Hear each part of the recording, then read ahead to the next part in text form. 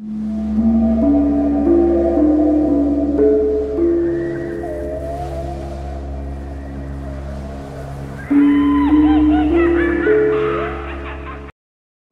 ingat nggak ada satu rumah kita dikumpulkan? TV? Yes, aku juaranya. You? Ya.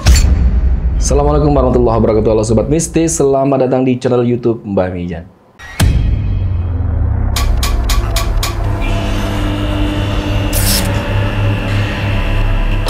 Alhamdulillah, wassalatu wa ni'matillah. Mbah itu kedatangan temen lama guys. Hampir 7 tahun nggak ketemu. Dan beliau ini sekarang jadi wanita yang luar biasa. Kamel petir. Iya Mbak, aduh lah. Dari kurus sampai Dari menggemegak. Sampai membengkak. tapi masih cantik. Masya Allah, Itu Mbak. masih cantik. Berapa tahun kita bener-bener nggak ketemu? Bener-bener ya. Itu saya bilang dari kita kurus sampai membengkak. Sampai saya punya anak sekarang. Berapa anak sekarang? 3. Alhamdulillah. Alhamdulillah. Produksinya cepat. Sebentar. Kita tuh pernah loh bareng di salah satu acara. Iya, sering. Kalau nggak salah nih, bukan Empat Mata Sekali. Yes. Kemudian ketemu lagi di acara Soimah dulu. Iya, Rumpi juga nggak sih? Oh, Rumpi belum. Belum ya? Iya. Dan di mau tahun baru ya, pokoknya programnya mistis-mistis gini. Betul. Saya tuh sebetulnya mengikuti perkembangan dari Kamel gitu kan. Oh, sekarang itu dia bukan nyanyi lagi deh sekarang. Sekarang dia tuh terjun ke politik. Itu kenapa seorang Kamel petir tiba-tiba terjun ke dunia politik itu kenapa? Ya kalau kita bicara mistis, oke. karena ruangannya Mbak ya. Mijan mistis, Oke, ya mungkin itu panggilan. Dari sananya ya? Menurut saya hidup itu emang ada gitu panggilan-panggilannya. Oke. Karena dulu-dulu saya diajak, saya nggak nolak-nolak terus. Nolak terus, nggak mau gitu. Sampai akhirnya 2014 diajak, kok hati itu kayak I'm ready, I'm done, I'm okay gitu. Jalanin yuk gitu di politik. Tapi waktu itu masih setengah-setengah, masih fokusnya sih lebih ke entertain.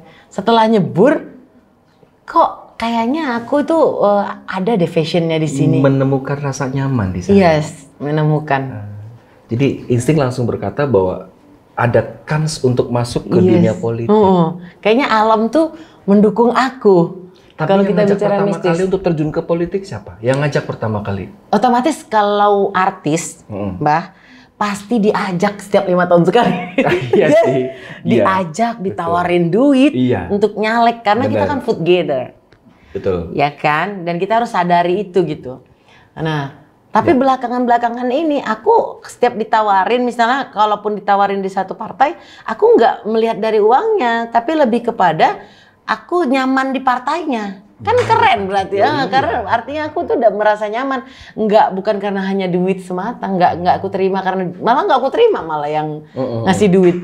Dimana aku nyaman sesuai dengan siapa Kamel gitu, ya kan, warnanya itu aku pasti frekuensinya sejalan. Terus aku tahajud, sholat yang gitu-gitu. Aku di mana yang terbaik akhirnya itu sih. Atau mungkin juga ada sesuatu hal yang ketika masuk ke dalam politik berpikir kayaknya gue bisa berbuat lebih banyak untuk banyak orang. Pasti Mbak. Mungkin itu juga yang membuat seorang Kamel petir akhirnya ikut semangat kan masuk ke dunia politik. Kalau orang bilang kan ya mungkin ini munafik gitu ya. Berbuat baik itu di luar partai, di luar politik juga bisa. Benar. Betul. Itu tidak disalahkan. Tetapi dan aku melakukan itu sebelum aku masuk partai. Tetapi setelah aku masuk partai, ternyata kalau kita membuat satu kebijakan, misalnya seorang ibu buat kebijakan kepada anaknya di rumah, kalian jam 10 itu harus tidur, gitu kan? Nah itu dipatuhi oleh satu rumah. Nah itu seperti itulah. Jadi kebijakan yang dibuat di politik bisa mempengaruhi dan bisa berlaku untuk satu Indonesia. Gitu, itu yang aku ini hebat sih. Jadi satu Indonesia gitu. Jadi kan something keren lah gitu. Tapi pernah nyalon? Pernah. Masih gagal? Nggak usah khawatir, memang pasti gagal. Masih gagal ya? Yes. Berapa kali? Aku DPR RI itu 2 kali. 2 kali. Okay. Terus bakal calon wali kota, anak kecil loh ya. Okay, Udah berani banget gitu. Satu Sumatera Utara itu mikir gila nih gitu. Tapi aku nggak gila. Nggak gila. Enggak. bukan gila, bukan. Aku memang sadar pada saat itu. Aku nggak akan menang langsung. Tapi aku belajar. Nah, belajar itu ada 2 nih di bangku sekolahan. Misalnya kita ngambil belajar politik ya, ya bisa di bangku kuliahan atau sekolahan lah ya. Kan ada, saya kan kebetulan udah sarjana ilmu politik S2-nya. Nah itu dipelajari. Terus ada cara belajar itu yaitu kita nyalek gitu. Ada belajar itu mungkin kita cuma jadi anggota partai aja atau lihat-lihat dulu gitu, TV gitu. Yang penting kita absensi dulu nih ke dokumen negara nih ya kan. Tapi kalau aku belajarnya harus kita berani tarung, terjun ke lapangan, soal hasil belakang. Dan aku nggak malu bilang aku gagal. Ya, betul. Tapi pembelajaran yang aku udah petik lebih dari sekedar rasa kegagalan itu sendiri. Iya, jadi aku nggak gila. Iya, Siapa bilang gue nyalek terus habis duit gila? Enggak, aku keren masih gitu loh. Dan aku nggak malu karena aku dapat pembelajaran yang orang pernah lain didapat sebelumnya. Iya. Tapi mau lagi. Mau dong, karena di politik itu gini. Gimana? Iya. Kita itu berinvestasi. Kalau investasi mungkin ada orang uang, ada orang rumah, ada orang. Nah, di politik itu namanya investasi politik yang mungkin investasinya nggak nyata gitu. Yaitu apa yang udah aku tanam, yang udah aku buat di Sumatera Utara khususnya. Dulu sempat main di DKI juga aku. Itu diingat pastinya karena aku tahu masyarakat itu udah cerdas-cerdas sekarang. Betul. Nah, itu investasi politik. Nama kita mencalon itu investasi politik. Hanya tinggal kepercayaan orang mau milih atau tidak. Jadi kalau aku nggak terus ada di dunia ini, ya malu. Artinya cemen banget Kamel gitu. Dan itu bukan Kamel petir gitu loh. Kalau seandainya seorang Kamel petir terpilih. Yes.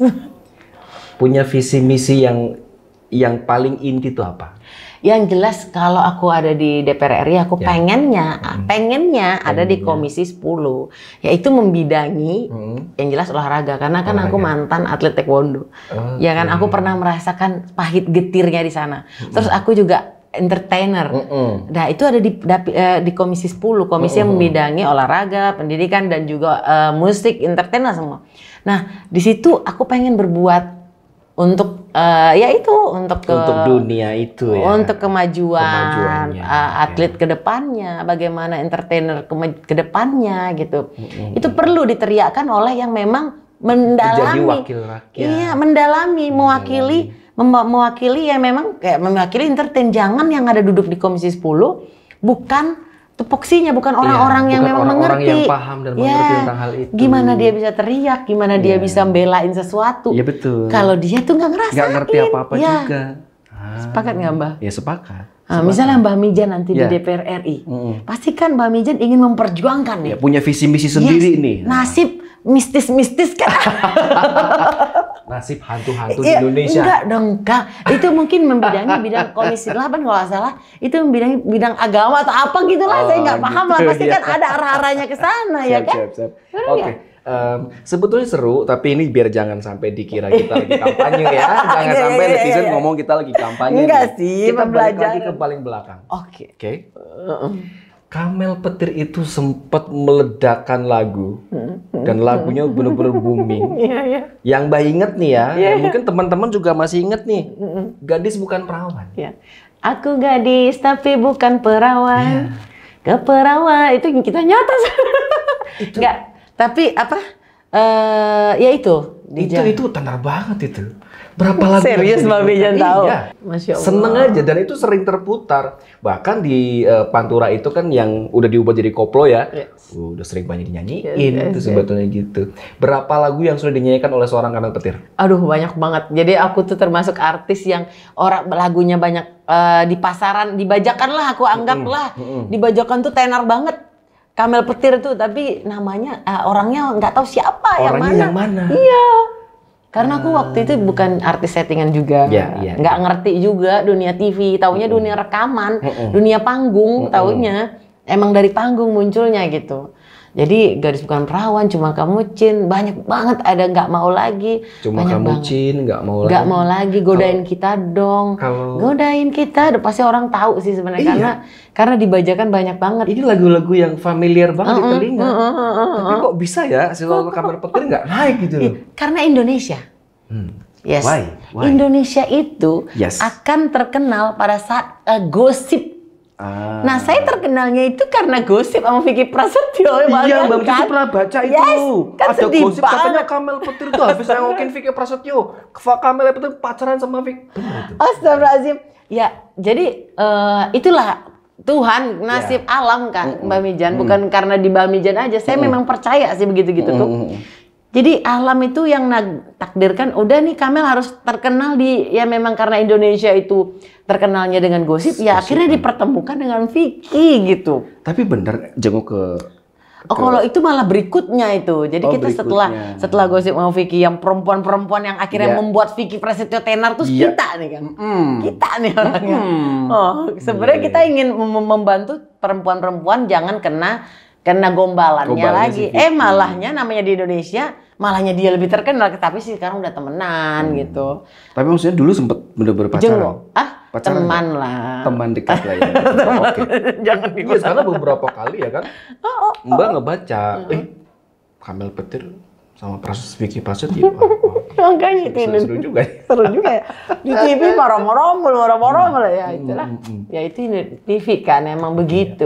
Tapi itu bukan settingan, Mbak. Itu real itu ya. Itu real. Tanpa settingan. Tanpa settingan. Di sini aku bilang tanpa settingan. Tanpa settingan. Gitu. Itu settingan Tuhan.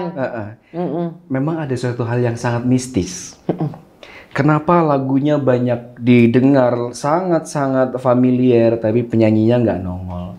Tapi tiba-tiba penyanyinya nongol dengan di kursi. Bukan parah banget kan? Sedih nggak itu? Tapi gini, oke, gini. Ketika seorang Kamel Petir yang berawal dari seorang penyanyi, kemudian masuk ke dunia politik, sampai sekarang masih nyanyi. Aku berawal dari petir itu, nama Petir, aku juara penghuni terakhir, Mbak. Pernah ingat nggak satu rumah kita dikumpulkan? Antv? Yes, aku juaranya. Ya, makanya namanya Kamel Petir, bukan goyangan petir, no. Tapi karena juara penghuni terakhir Antv.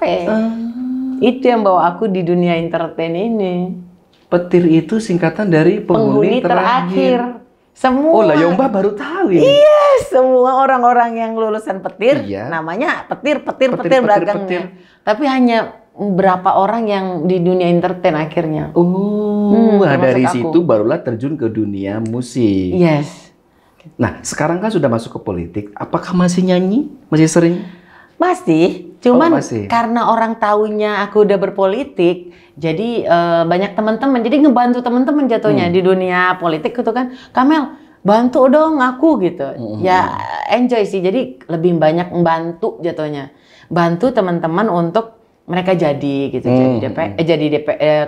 kepala daerah lah. Biasanya aku turun bantuin. Iya, juga Mbak juga ngebaca. Seorang Kamel Petir pernah masuk di tim relawan Jokowi Ma'ruf Amin. Nah, pernah juga itu kan? Oke. Luar biasa guys.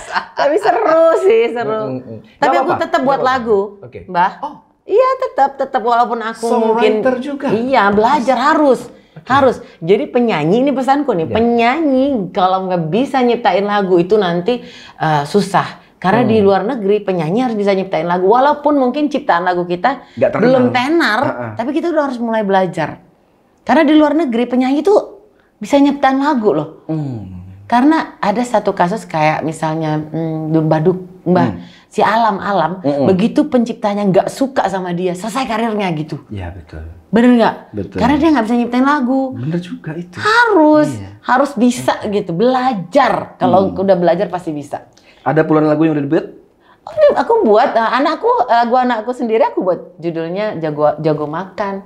Aku buat, jadi dari anak-anak sampai aku sendiri, tapi yang masih nyanyikan aku sendiri dong gitu. Karena kan aku belum bisa menjual laguku untuk orang lain. Tapi bisa jadi di kemudian hari seorang Kamel dengan hobi songwriter jual ke orang lain ya. Iya, atau gini, kan sekarang anak-anak kita kehilangan sosok penyanyi.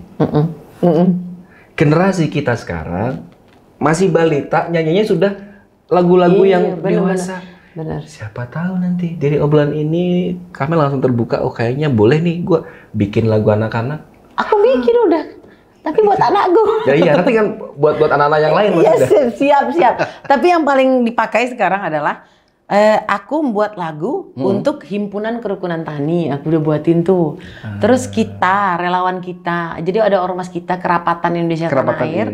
Dulu lawannya kami, aku buat marsnya. Jadi gitu, akhirnya aku di dunia politik dipakai itu keahlianku untuk itu. Aku sekalian nyanyi dan nyiptain juga kan. Alhamdulillah sih. Gitu. Oke. Jadi aku sumbangin. Akhirnya jadi sinkron ya, walaupun tadinya seorang penyanyi dangdut, tapi tetap ada di dunianya walaupun di dunia politik.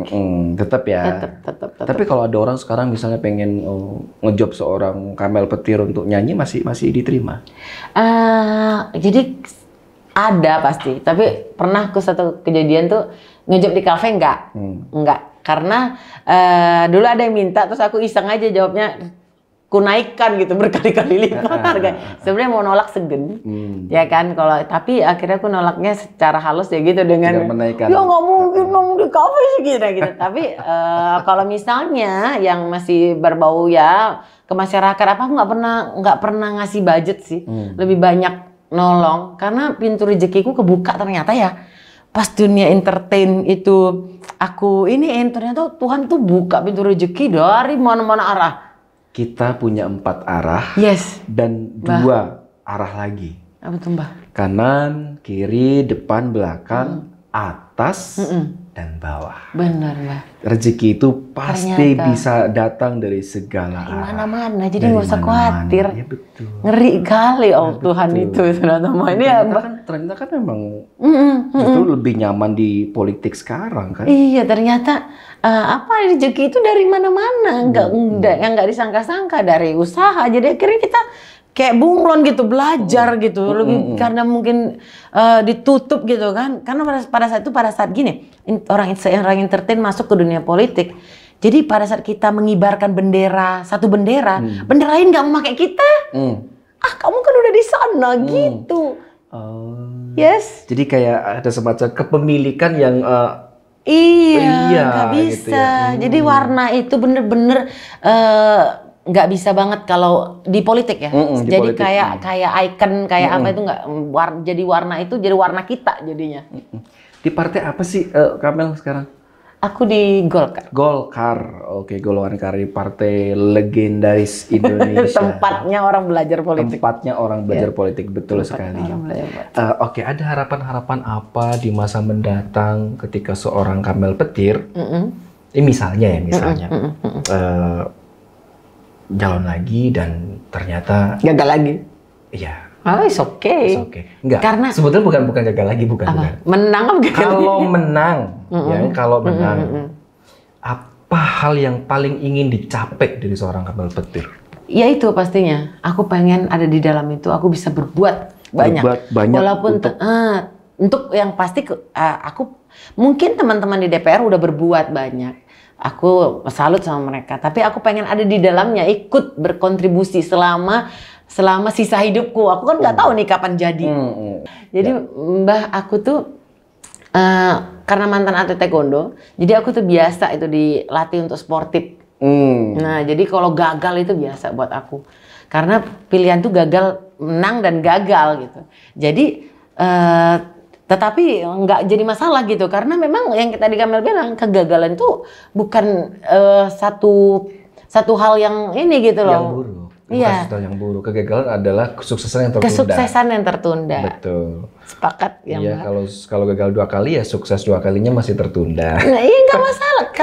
Nggak masalah. Karena pada saat menang pun belum tentu itu jadi kemenangan yang luar biasa banget. Karena aku pernah ngalamin, Mbak. Ini pengalaman dari aku jadi atlet ya.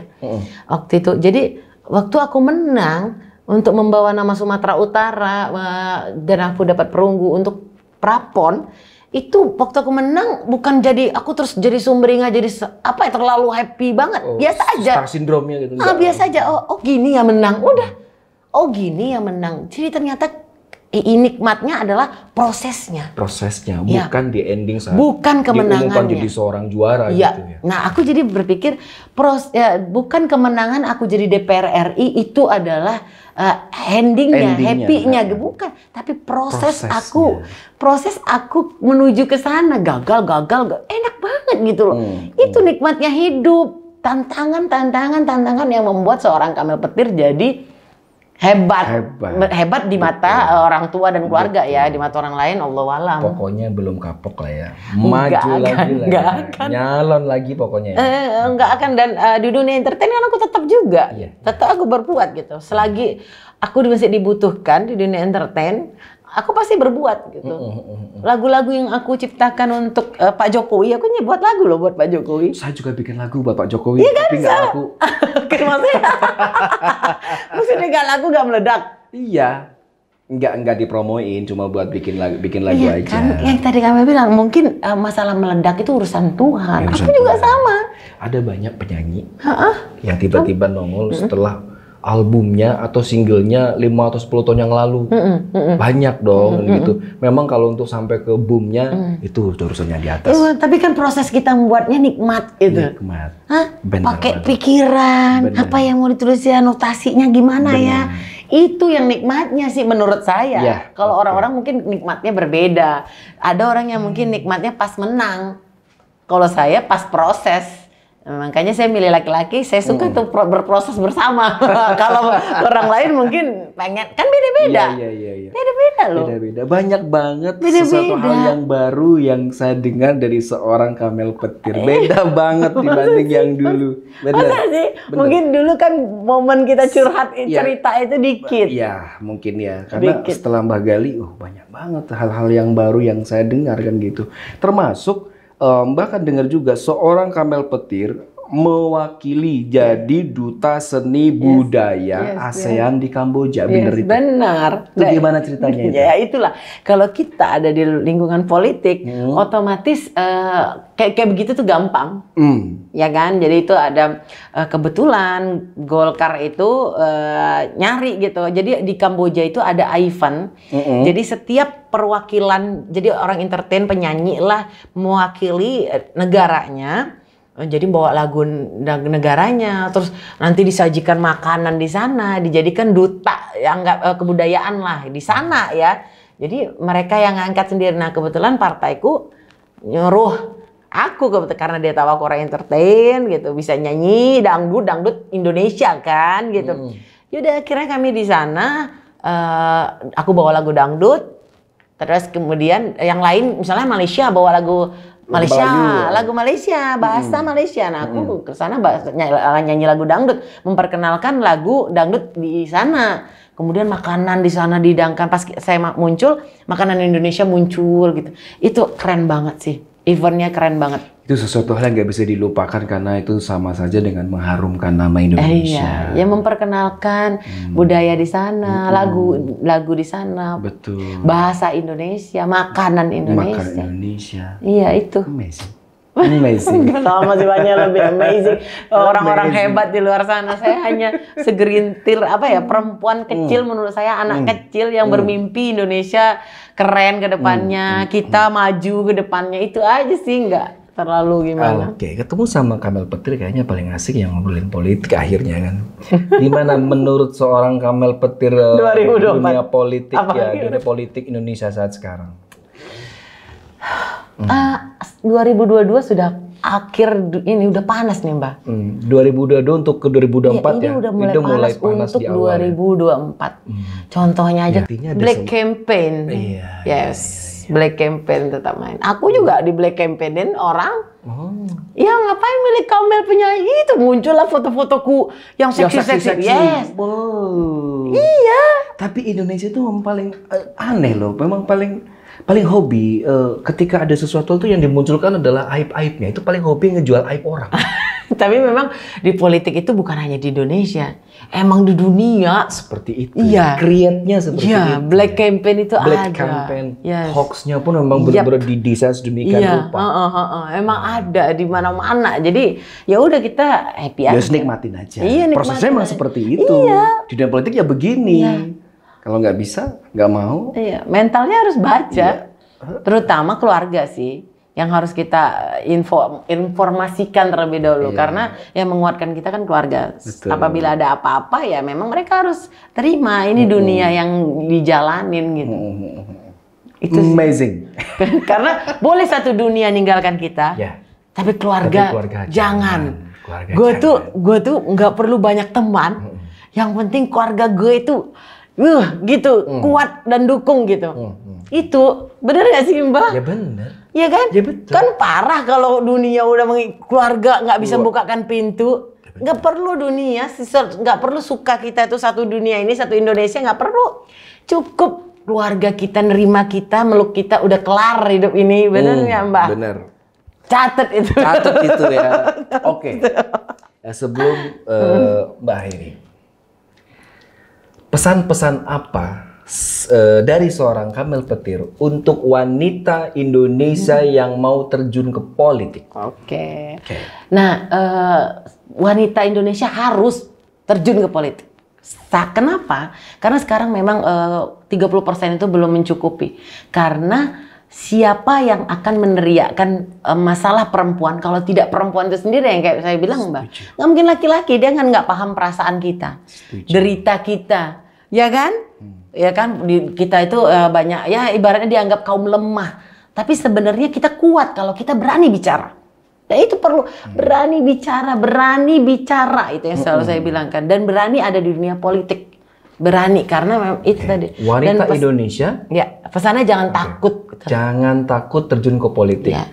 Malah harus wajib. Harus kita berbondong-bondong ke sana. Memang kita akan terbentur sama duit nih. Kenapa? Wah, dunia politik itu. Iya kan terkenalnya nih kalau mau nyalon anggota DPR RI itu. Iya, duit. Iya, takut langsung takut. Dua kalinya pasti udah gak berseri duitnya. Nggak takut kan gitu. Ternyata saya juga bukan orang yang unlimited tentang uang, tapi ternyata pada saat kita berani, keajaiban datang.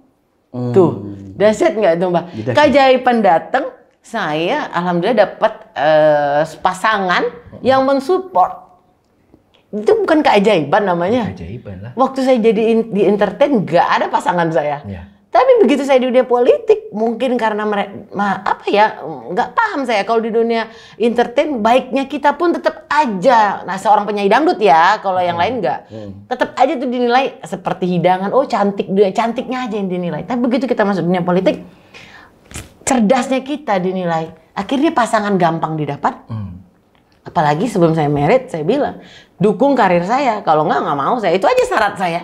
Dukung karir saya. Dan dukung itu kan alam juga yang bantu. Jadi wanita Indonesia itu kalau misalnya ingin, ucapkan dulu. Iya, jangan takut. Siapa tahu ketika nanti menyatakan diri malah ada banyak peluang berdatangan. Banyak berdatangan.